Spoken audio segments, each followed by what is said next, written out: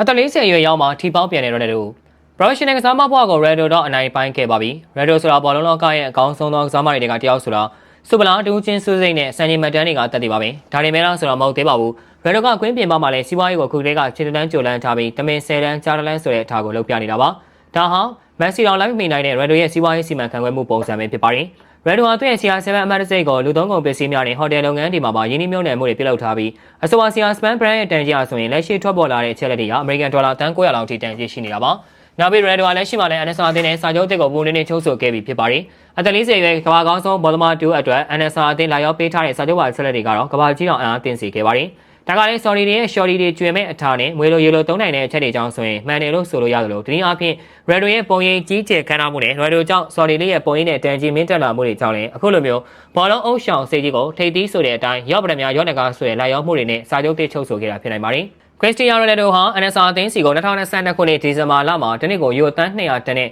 အမြင့်မားဆုံးလစာငွေပေးချေမှုနဲ့2025ခုနှစ်ထိတက်တန်းရှိတဲ့စာချုပ်တရချုပ်ဆိုပြီးခေါ်ယူခဲ့တာပါ။ဒါဘောလုံးသမိုင်းမှာရောယနေ့ခေတ်အားကစားလောကမှာပါ Ronaldo ဟာတနစ်ကိုလစာငွေအများဆုံးရတဲ့ကစားမအဖြစ် NBA Superstar ဘောက်ဆင်ကစားသမားစတဲ့အားကစားနယ်ပယ်တည်တည်ကဆရာကြီးတွေကိုကြော်ပြီးတော့စံချိန်တင်လစာပမာဏတစ်ခုရရှိနေတာပါ။ဒါအပြင်အင်တာမီမှာကစားနေတဲ့ Ronaldo ရဲ့ခေတ်ပြိုင်ဘောလုံးဦးဆောင်လီယိုနယ်မက်ဆီတော်မှာ Ronaldo လောက်တနစ်လောက်ကလစာငွေမရရှိပါဘူး။အခုဆိုရင် Ronaldo က Saudi Clan NSR တင်းနဲ့2029ခုနှစ်ထိတက်တန်းရှိတဲ့စာချုပ်တစ်ကိုချုပ်ဆိုလိုက်ပြီး Saudi လေးမှာပဲဆက်ရှိသွားဖို့ထေချာသွားခဲ့ပြီဖြစ်ပါတယ်။ Ronaldo ဆိုတာနဲ့ချီပါတီဘောက်ကစအကုန်လုံးပရိသတ်တွေအတွက်အရန်ကမှစိတ်ဝင်စားစရာကောင်းနေခဲ့တယ်လို့ဘောလုံးကဘာရဲ့အဖိုးတန်ကနဝင်ဆံပြကစားမတူဖြစ်လို့အကုန်လုံးကလည်းလေးစားအတူယူပြီးစောင့်ကြည့်နေခဲ့ကြတာပါ။ဒါကြောင့် Ronaldo ရဲ့စာချုပ်တဲ့အချက်လက်တွေနဲ့ပတ်သက်ပြီးတော့လည်းပေါက်ကြားလာတာရှိပါတယ်။အသက်40ရွယ်ပေါ်တူဂီကနဝင်တိုင်းစင်မှုကြီး Ronaldo ရဲ့စာချုပ်ပါအချက်လက်များဟာကမ္ဘာဘောလုံးပရိသတ်တွေအတွက်တော့မယုံနိုင်လောက်အောင်ဖြစ်နေမှာတော့သိကြပါရင်။ Ronaldo ဟာ NSR အသင်းမှာတနေ့လောက်ကပေါင်188တန်းနဲ့ရရှိမှာဖြစ်ပါတယ်။ဒေါ်လာနဲ့တွက်မယ်ဆိုရင်တော့ဒေါ်လာတန်း226တန်းထိရရှိသွားမှာပါ။ Ronaldo ဟာတပတ်လောက်ကလာစာဆိုရင်တော့ပေါင်3.4တန်းထိရရှိမှာဖြစ်ပါတယ်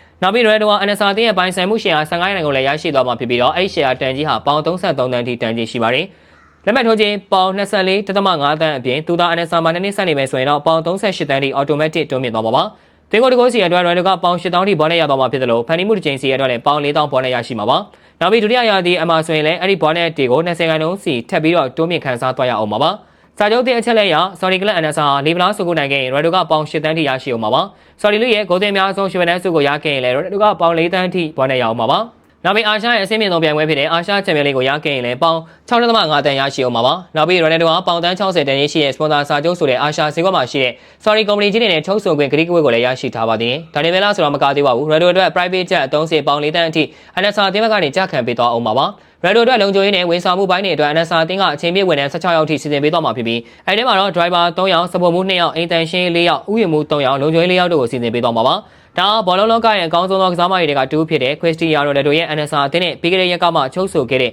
စာချုပ်ပါအချက်လက်တွေပဲဖြစ်ပါတယ်။ဒီလိုအကျိုးခံစား권နေတဲ့လောကလာစာပမာဏဟာဘယ်ဘောလုံးသမားမှ Ronaldo လောက်ရရှိမှာမဟုတ်ပါဘူး။ဒါကြောင့် Ronaldo လူပုဂ္ဂိုလ်တူရဲ့စ조사အားထုတ်မှုစီကံပိုင်းတွေဟာကျွန်တော်တို့ယနေ့ခေတ်လူငယ်တွေမဖြစ်မနေလေးလာကျင့်သုံးရမှာဖြစ်ပြီးသူဟာဒီနေ့အထိဘောလုံးချစ်ပရိသတ်တွေရဲ့ဆံပြကစားမတူအပြင်ရက်တည်နေနိုင်တာဟာဒီအချက်တွေကြောင့်ပါပဲ။ဒီအချက်တွေကိုကြော်ပြတ်နိုင်ခြင်းဂုံသတင်းကြော်ကြားမှုနဲ့ငွေကြေးကုန်သန်းတွေကနောက်ကနေကပ်ပါလာတယ်ဆိုတာ Ronaldo ကတက်တည်ပြနိုင်ခဲ့ပါပြီ။ဒါကတော့ Ronaldo ရဲ့စာချုပ်တဲ့အချက်လက်တွေကိုတင်ဆက်ပေးခဲ့တာပါ။အဆုံးထိကြည့်ရှုပေးခဲ့ကြတဲ့အတွက်အားလုံးကိုကျေးဇူးတူပဲတင်ရှိပါတယ်။